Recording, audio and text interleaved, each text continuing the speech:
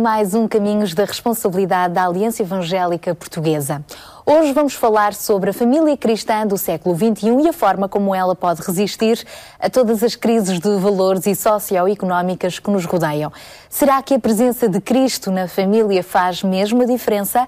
Na verdade, Deus, ao criar o homem e a mulher, preparou-lhes o melhor ambiente do mundo para conviverem e crescerem, a família. E Ele deseja que todas as famílias vivam bem, num lar paraíso. Mas para tal, Jesus precisa indiscutivelmente de estar junto. Por isso pergunto-lhe, Deus e os seus valores têm lugar garantido na sua casa, na sua família? Infelizmente, sabemos que numa grande maioria dos casos não é isso que acontece e somos levados a pensar se um casamento feliz é uma questão de sorte ou de propósito e se existe algum modelo bíblico perfeito para que a família funcione melhor. Estas são algumas das questões que hoje vamos então aprofundar no programa. Para isso contamos então com a colaboração do pastor Joed Venturini de Sousa e da sua esposa, professora Ida, ambos missionários com experiências transculturais, e temos ainda connosco o pastor Paulo Chaveiro, um dos líderes do Ministério Encontro de Casais com Cristo. Olá, obrigada por estarem aqui connosco. Bom dia. Pastor, podemos começar pelo pastor Paulo. A família é uma criação de Deus? Foi algo que Deus propositadamente quis criar logo no início, quando criou os céus, a terra e depois o homem e a mulher?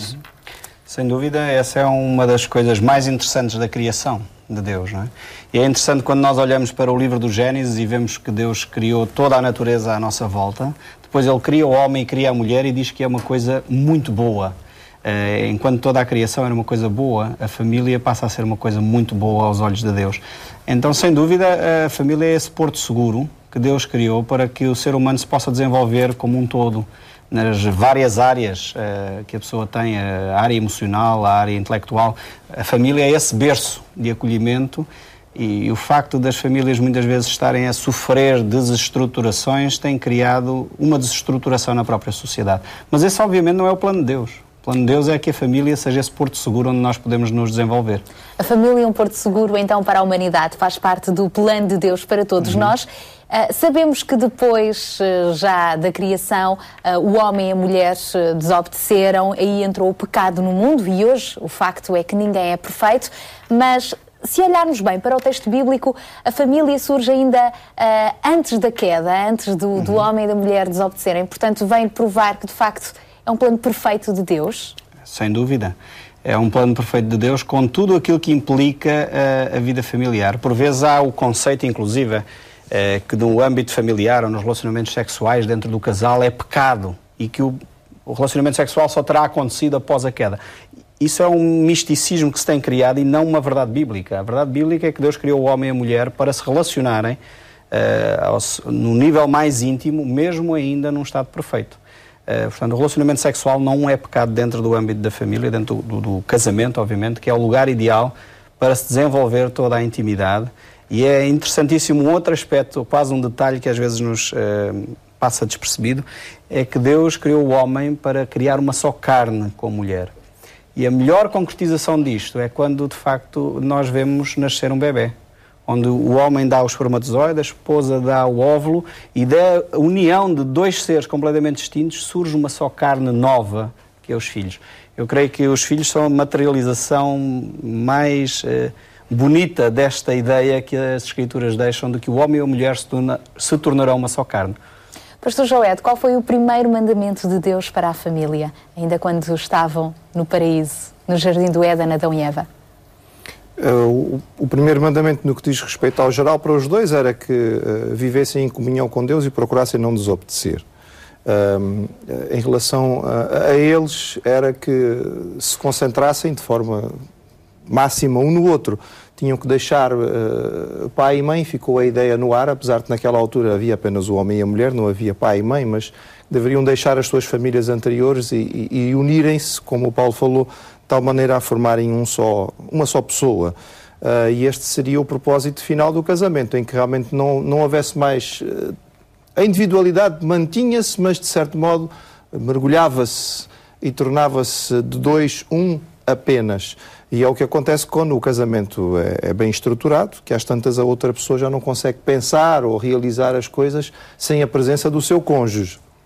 Ida, hoje em dia, uma família feliz, um casamento feliz, é uma questão de sorte ou é mesmo um propósito de Deus? Quando se fala a questão de sorte, é que se diz, vocês são felizes, mas isso foi sorte, foi um acaso.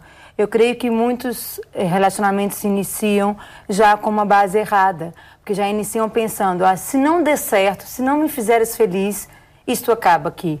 E é um princípio errado. E eu acho que o princípio certo é, nós somos diferentes e temos que nos adaptar um ao outro e temos que ceder um pouco e com a paciência nós vamos chegar lá. E é por isso que nós admiramos casais de tantos anos que se relacionam tão bem, porque houve cedência, houve paciência, houve amor e carinho, evidentemente, mas também houve aquela dose de compreensão, dizendo, eu não sou perfeita, ele também não é perfeito, e eu não posso exigir mais dele do que a mim mesma. Então, eu acho que é por aí. Não é sorte, é realmente propósito. E este pode ser também um dos motivos de haver tantos conflitos no casamento, é quando um acha que a sua felicidade depende exclusivamente do outro.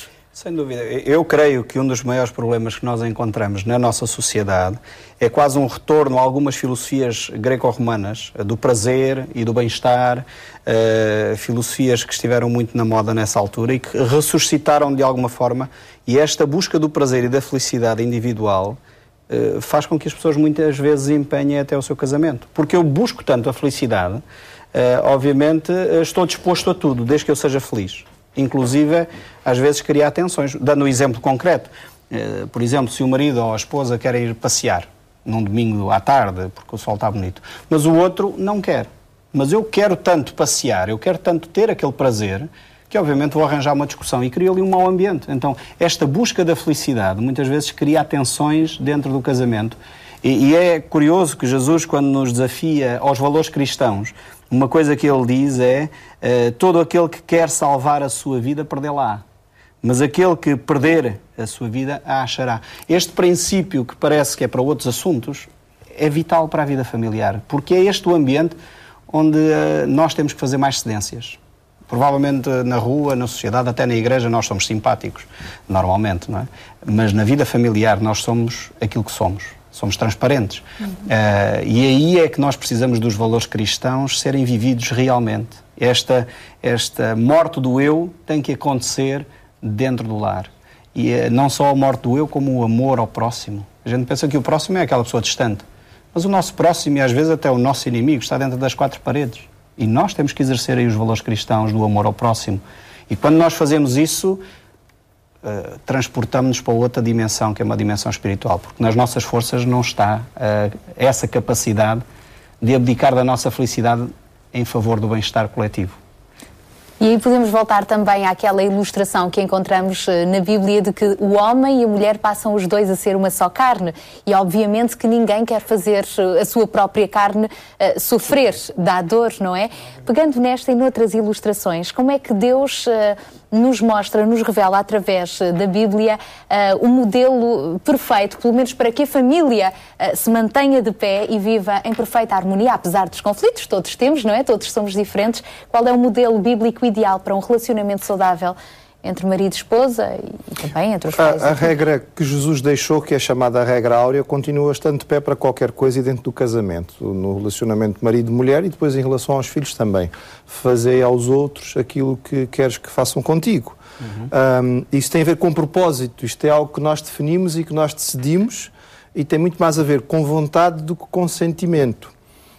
Hoje nós notamos uma ênfase muito exagerada, talvez, na questão do sentimento, eu já não sinto e, portanto, já não me interesso. E nós ouvimos com frequência, na posição em que estamos, as pessoas virem conversar connosco, porque o casamento não está bem, e o comentário e a frase bombástica que normalmente largam-nos na mesa, olha, o meu casamento está a acabar porque o amor acabou. Pronto, ponto final.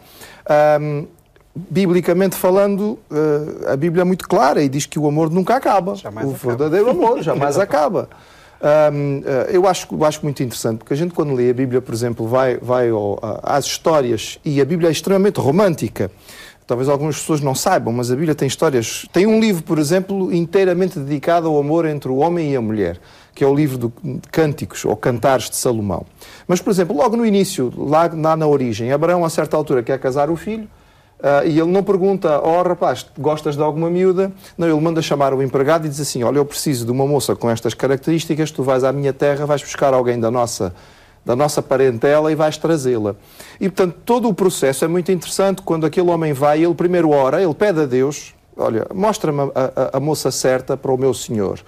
E ele então dá quase que de caras com uma moça que era muito bonita, mas também era muito solícita, era uma boa trabalhadora, tinha uma boa família, ou seja, eles reúnem as características e percebem este casamento vai funcionar. E ele então combina com a família, traz a Rebeca, faz uma grande viagem para trazê-la de volta. Isaac nunca tinha visto Rebeca na vida e diz o texto bíblico, quando Isaac olha para Rebeca, ele a ama. E é um casamento extremamente feliz e é um exemplo de casamento feliz na Bíblia. Vivendo numa cultura oriental, nós vivemos há alguns anos numa cultura oriental. Vocês estiveram na Guiné? Na Guiné-Bissau, no interior da Guiné-Bissau. E a certa altura participei, e foi uma experiência muito gira, participar da negociação, entre aspas, de um casamento, em que fui enviado pelo pai da noiva a representar os interesses da noiva, porque o pai do noivo tinha vindo para pedir aquela moça em casamento para o seu filho. Eles não se conheciam, os rapazes. Nem ele não conhecia a moça não conhecia o rapaz, e o casamento foi tratado desta maneira porque as famílias entendiam, por várias razões, que aquele casamento devia funcionar. E um grande número de casamentos assim. E a verdade é que é curioso notar que acabam por ser felizes, apesar de tudo.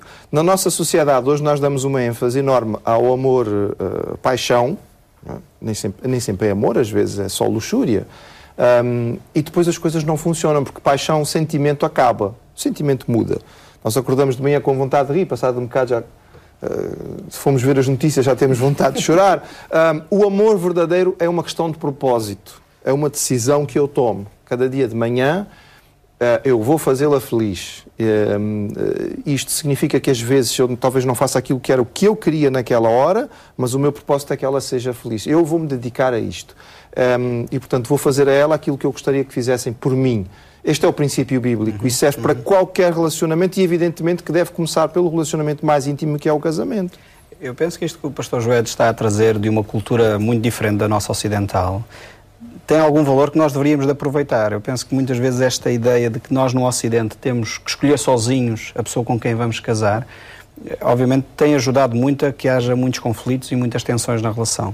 Às vezes ouvir, pelo menos ouvir, pessoas mais velhas, que nos podem dar conselhos sobre o futuro cônjuge, que nos podem ajudar aqui ou ali a reparar nas personalidades, as diferentes personalidades, a forma como a pessoa encara a vida, as coisas que a pessoa valoriza. Dando alguns exemplos, se a pessoa, por exemplo, valoriza muito o toque físico e a outra não quer saber de carinhos para nada, quer dizer, isto vai criar uma tensão na relação.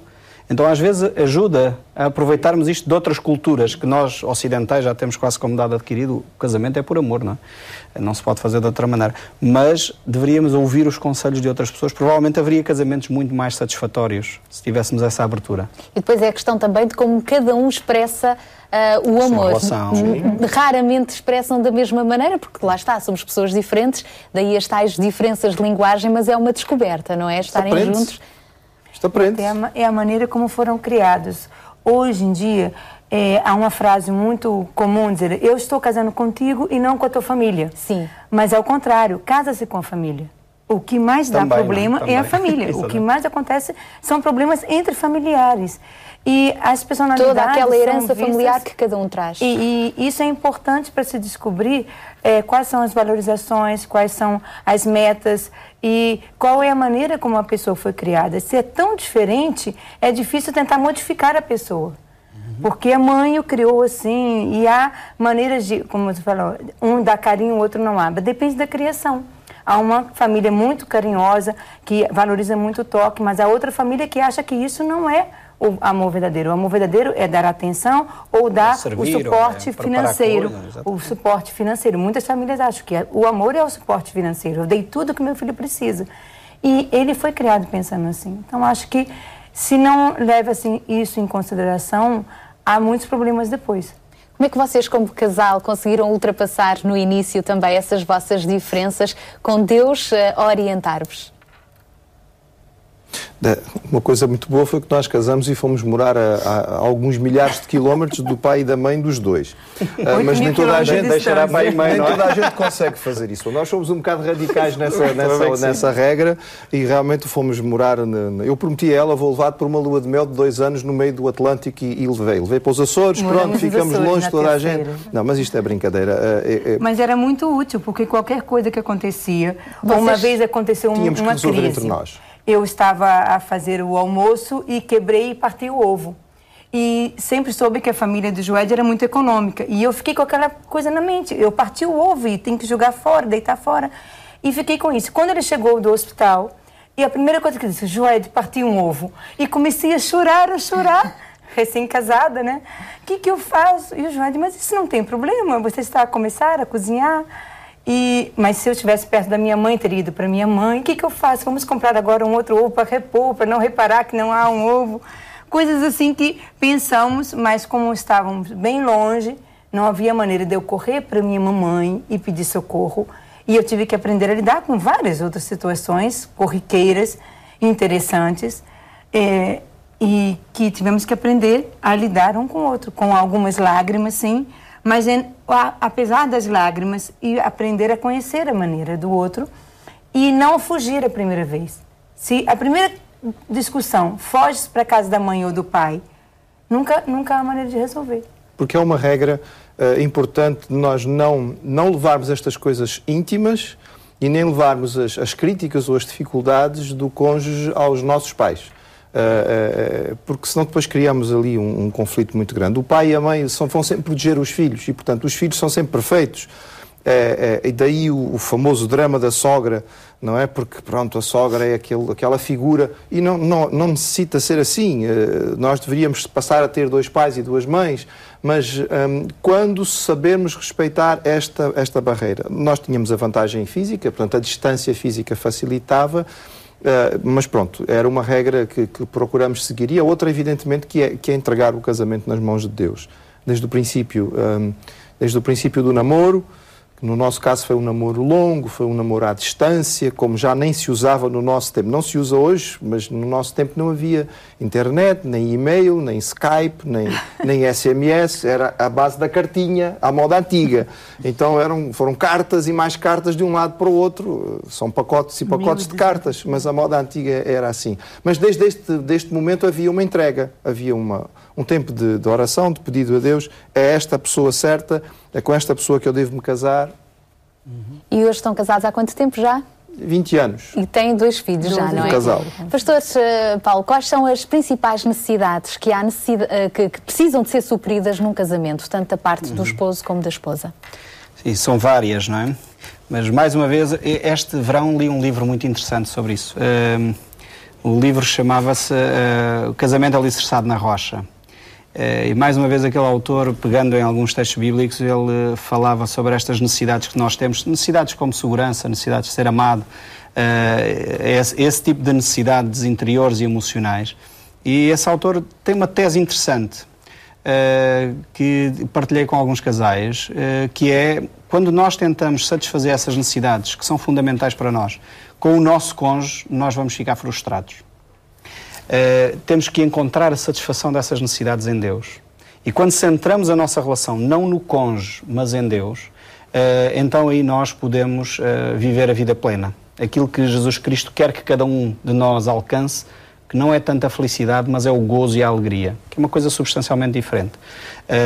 Mas precisamos de centrar a nossa relação em Deus.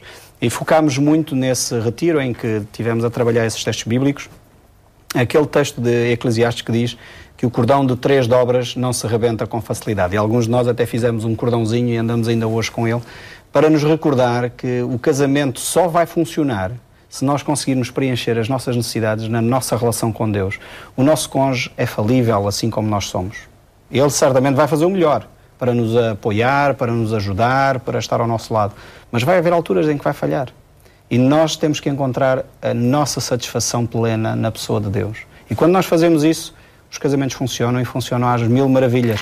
É óbvio, é preciso ter atenção a tudo isto que já falámos aqui e certamente a muito mais aspectos, mas ele funciona quando nós colocamos Deus como o centro da nossa relação.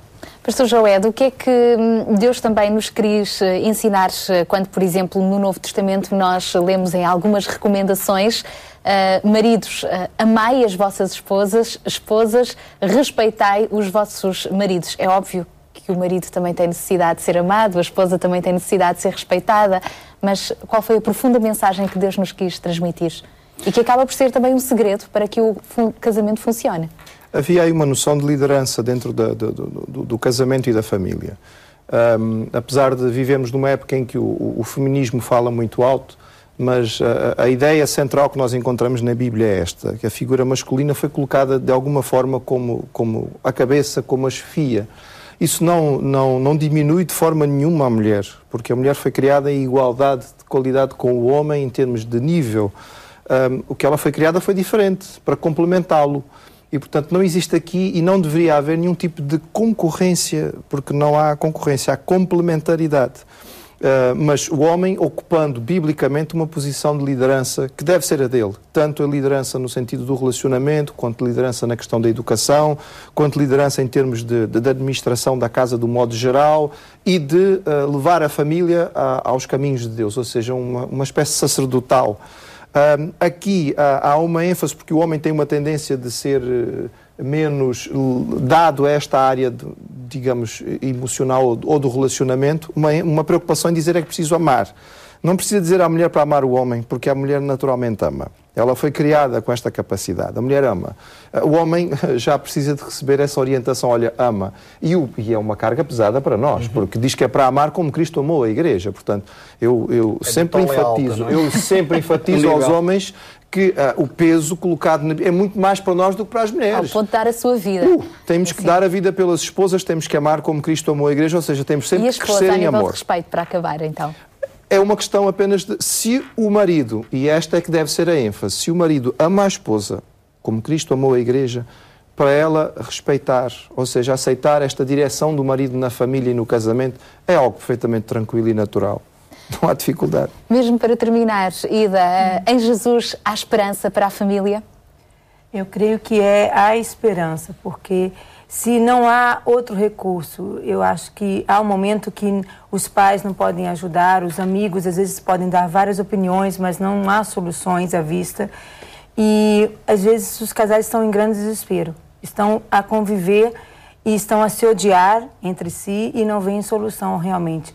Eu acho que a única solução mesmo é uma transformação interior do coração. E é por isso que existem também ministérios como o vosso, Casais para Cristo, para o qual qualquer casal é também convidado a participar. Sem dúvida, temos pessoas de todos os estratos sociais, da igreja, fora da igreja, até ateus têm vindo aos nossos encontros, porque o objetivo é uma família saudável. Teremos uma sociedade saudável se a família for saudável. E se Cristo estiver no centro. Muito obrigada então por terem estado hoje aqui à conversa connosco. A família é mesmo um dom de Deus para que cada um de nós possa crescer e desfrutar de um lar de amor. Sabemos que infelizmente não é fácil e são grandes as guerras, mas convide Deus a fazer parte da sua família. Descubra na Bíblia a direção certa para caminhar seguro e acredite que ainda há esperança para si, para o seu casamento e para os seus filhos. Há esperança. A propósito, temos hoje para lhe oferecer o livro O que fará com que o meu casamento funcione. Para o receber, contacte-nos para os telefones e endereços que estão agora em rodapé e nós voltamos a estar consigo na próxima terça-feira às 6 da tarde aqui na RTP2. Um bom domingo e até lá, se Deus quiser.